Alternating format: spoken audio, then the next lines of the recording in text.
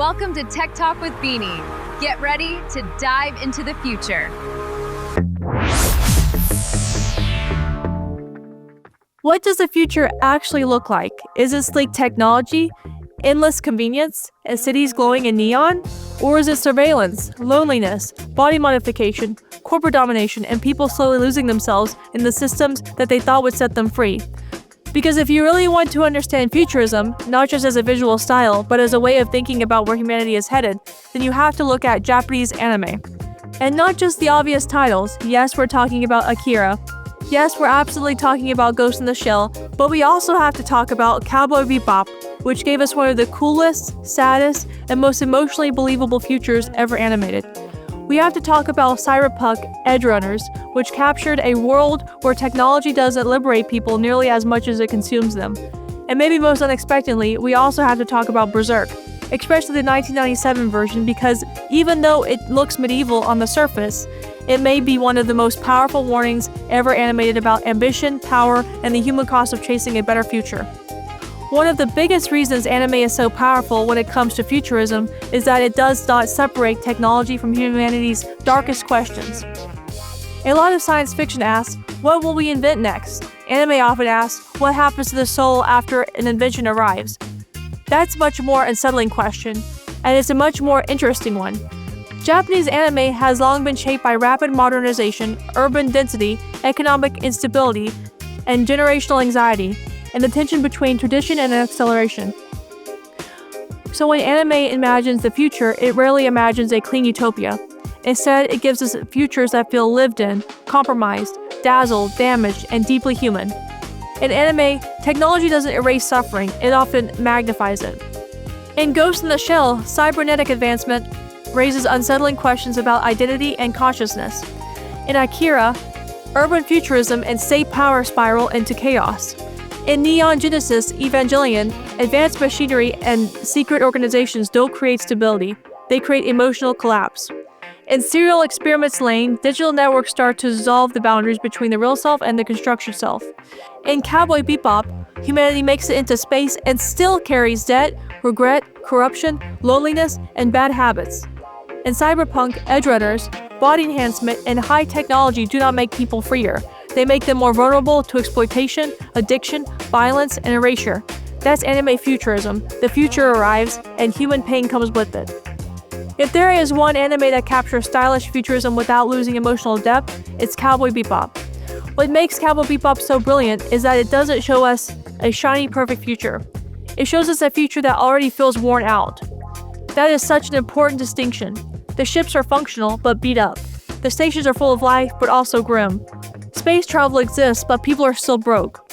Civilization has expanded across the solar system, and somehow humanity still can't get its act together. And that blend of noir, jazz, Western imagery, martial arts cinema, and space-age decay created one of the most influential futuristic aesthetics ever made. Spike Spiegel is one of the greatest futuristic protagonists because he is not some triumphant hero mastering the future. He is a man drifting through an advanced universe while still trapped by memory, grief, and unfinished emotional business. It asks one of the most devastating questions in all of futurist storytelling. What good is the future if you are emotionally unable to leave the past behind? That's why it still hits so hard. Now we need to talk about Cyberpunk Edge Runners because it's one of the most clearest and most intense examples of modern anime futurism. Edge Runners shows us a future where technology has become inseparable from class, survival, and self-destruction. That's what makes it so powerful. In a lot of futuristic stories, augmentation sounds empowering. Replace your arm, upgrade your eyes, improve your reflexes, become more than human. But Cyberpunk Edge Runners asks a brutal question. More than human according to whom? Even outside literal cybernetic implants, our society already pushes people to optimize themselves constantly. Be faster, be more productive, more visible, more attractive, more marketable, more efficient. Cyberpunk Edge Runners takes that pressure and turns it into an aesthetic nightmare of metal, neon, trauma, and speed. And David Martinez is such an effective protagonist because he is pulled directly into that logic. He starts as someone trying to survive and find meaning in the brutal world, but the very tools that promise strength gradually consume him. That is classic cyberpunk at its best. Now this might sound strange at first. Why is Berserk in a conversation about futurism? There are no neon skylines, There are no implants. There are no spaceships. But futurism is not only about depictions of future gadgets. The 1997 Berserk adaptation gives us a world that looks medieval, but its emotional and political structure feels startlingly modern. It is a world of war, hierarchy, charisma, manipulation, and systems of violence that consume ordinary people while dressing themselves up in a language of destiny and greatness. Of course, anime futurism is much bigger than these three. You can't talk about this subject without mentioning Akira. Akira gave us one of the definitive visions of urban futurism: neon sprawl, political unrest, biker rebellion, state violence, mutation, and social collapse. Then, there is Ghost in the Shell, which helps shape global conversations around AI, cybernetics, consciousness, and identity. It asks whether memory defines the self, whether bodies are essential to personhood, and whether intelligence can ever really be contained once it becomes networked. Then there is Neon Genesis Evangelion, which redefined futurism by making it psychological. The giant machines are there, the institutional scale is there, the apocalyptic stakes are there, but the real catastrophe is happening inside people. Serial Experiments Lane might be one of the eeriest examples of all because it anticipated so much of our networked existence. Online identity, digital fragmentation, blurred reality, disembodied presence, all of this feels incredibly contemporary now. You could also point out that Psychopaths and its vision of algorithmic judgment, or Ergo Proxy and its meditation on memory, artificial life, and controlled reality. Or Mobile Suit Gundam, which took futuristic warfare and made it political, industrial, and morally gray. Or Steins Gate, where the manipulation of time became emotionally devastating instead of just intellectually clever. So how has anime influenced our society? A lot more than people realize. First, visually, anime helped shape the global look of the future. Not a clean, sterile, impossible future, but one that is crowded, atmospheric, layered, urban, hybrid, and alive. Rain-soaked neon streets, enormous cities, glitching identities, retro-futurist technology, decaying infrastructure, and human vulnerability inside giant systems. That whole aesthetic has become mainstream. Second, philosophically. Anime made big questions feel accessible. What is consciousness? What makes someone human? Can memory be trusted? What happens when society is run by systems people cannot meaningfully challenge? Can technology evolve faster than ethics? Those questions moved from specialized science fiction into broader pop culture partially because anime carried them there so powerfully. Third, emotionally. This is one of the biggest reasons anime futurism matters. Anime insists that technological change does not erase loneliness, grief, class struggle, trauma, or longing. In fact, technology often intensifies those things. And fourth, culturally.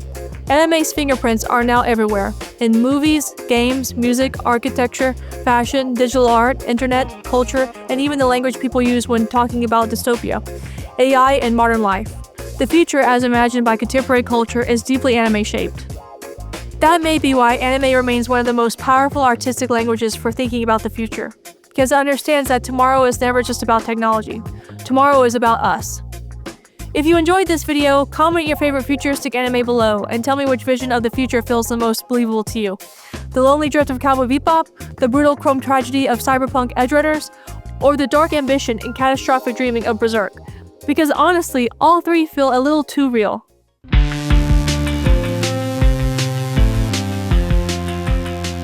The future is not just mechanical, it is emotional. It is philosophical. And cities glowing in neon? Neon! Oh! Neon. Then you have to look at Japanese anime. Okay, what? That did the whole thing again? But we also have to look at... Oh, why do I keep saying that? But we also have to talk about Cowboy Bebop. Yes, I made the scripts and I looked at them and read them. But I'm flubbing on the words. Okay. Philosophical. We do the whole video. Undo and sometimes, right? Japanese anime has long been shaped by rapid modernization, urban density, and Ghost in the Shell, cybernetic advancement, consciousness, and Neon Genesis, Evangelion. I think it's Evangelion. Evangelion, that's it. Yeah. In Cowboy Bebop, humanity makes it into space and still carries debt, corruption. Oh my god! Because it is. Because it's one of the clearest and most intense examples of modern anime futurism. Because they want a system that is built... Excuse me. It is also about asking who owns that technology, who benefits from it, and who gets crushed by it. Let me redo that again. Who benefits from it, who is excluded by it. What happens when human beings become so obsessed with transcendence? I've done that so many times. And its most seductive and catastrophic instrumentalization. What? Instrumentalization. Why is that word in here? Instrumentalization. That is a horrible word. I'm sorry. I can't. Why do I keep making up words? Akira gives us one of the definitive visions of the urban definitive.